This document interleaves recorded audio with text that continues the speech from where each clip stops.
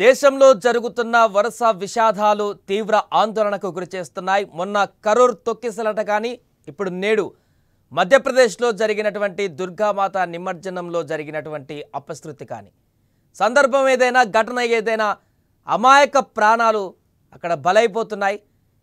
తాజాగా దుర్గామాత విగ్రహ నిమజ్జన వేడుకల సందర్భంగా జరిగినటువంటి ఘోర ప్రమాదం అక్కడ తీవ్ర విషాదాన్ని నింపింది.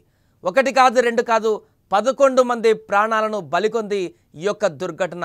దీంట్లో 8 మంది చిన్నారులు ఉండడం మరింత బాధ కలిగిస్తుంది. చాలామంది గల్లంతయ్యారు. ఇంకా వారందరినీ కూడా బయటికి తీయాల్సిన పరిస్థితి. పండగ పూట జరిగిన ఈ దుర్ఘటనతో ఒక్కసారిగా అక్కడ విషాద ఛాయలు అలుముకున్నాయి. ఖాండ్వా జిల్లాలోని పందానా పోలీస్ స్టేషన్ పరిధిలో ఉన్నటువంటి జమ్లీ గ్రామంలో అత్యంత దారుణమైనటువంటి ఈ ప్రమాదం చోటు చేసుకుంది.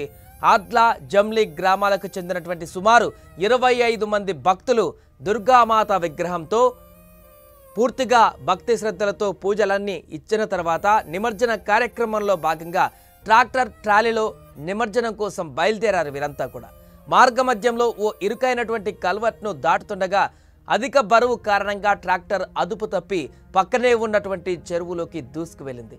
ఈ ప్రమాదాన్ని వారు ఊహించలేదు. ఇలా జరుగుతుందని అస్సలు ఎక్స్పెక్ట్ చేయలేదు. వెంటనే ఈ ఘటన ఇప్పటి వరకు ఆ ఘటన జరిగినటువంటి ప్రాంతంలో 11 మంది మృతదేహాలను వెలికి తీయగా ఇక మిగిలిన వారిలో 8 మంది చిన్నారులు ఉన్నారు. ఆ 11 మంది చనిపోయిన వారిలో ఇక మిగతా కొంతమంది కూడా ఆ చెరువులో గల్లంతైన వారి కోసం అక్కడ అధికారులు కానీ రెస్క్యూ బృందాలు కానీ గాలిస్తున్నాయి. ఇక వెంటనే జిల్లా కలెక్టర్ కానీ ఎస్పీ ఇతర ఉన్నతాధికారులు ఘటనా స్థలానికి చేరుకొని సహాయక చర్యలను పర్యవేక్షించారు. చెరువులో మునిగిపోయినటువంటి ఆ ట్రాలీని కూడా బయటకు తీసేందుకు ప్రొక్లైన్లను ఉపయోగించారు. గల్లంతైన వారి కోసం గజ ఈతగాళ్లతో గాలింపు చర్యలు ముమ్మరంగా కొనసాగుతున్నాయి.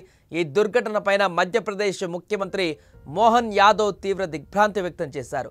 మృతుల కుటుంబాలకు ప్రగాఢ సానుభూతి కూడా తెలిపారు. మృతుల కుటుంబాలకు ఒక్కొక్కరికి 4 లక్షల చొప్పున పరిహారం కూడా అందిస్తామని ఆయన ప్రకటించారు. ఏదేమైనా పండుగ పూట జరిగిన ఈ తీవ్ర విషాదంతో ఆ గ్రామంలో పూర్తిగా విషాద ఛాయలు అలుముకున్నాయి. ఎంతో భక్తి శ్రద్ధలతో అమ్మవారిని కొలుచుకున్న తర్వాత నిమజ్జన కార్యక్రమంలో భాగంగా అక్కడికి వెళ్ళినటువంటి వీరంతా కూడా ఇలా మృత్యువుడిలోకి వెళ్తారని కూడా ఎవరు ఊహించలేదు. దీంతో ఒక్కసారిగా ఆ పరిసర ప్రాంతాలన్నీ కూడా తీవ్ర దిగ్భ్రాంతి చెందుతున్నాయి.